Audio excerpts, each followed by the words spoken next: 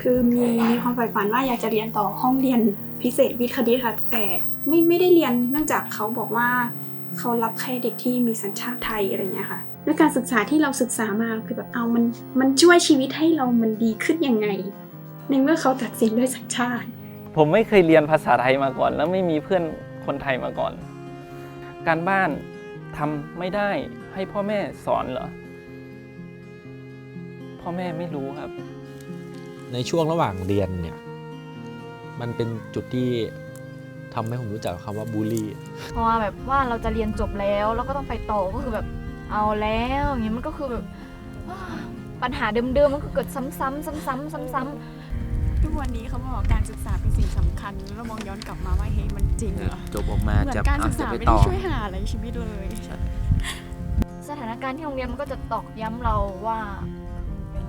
ไม่มีสัญชาตินะคะอะไรอย่างเงี้ย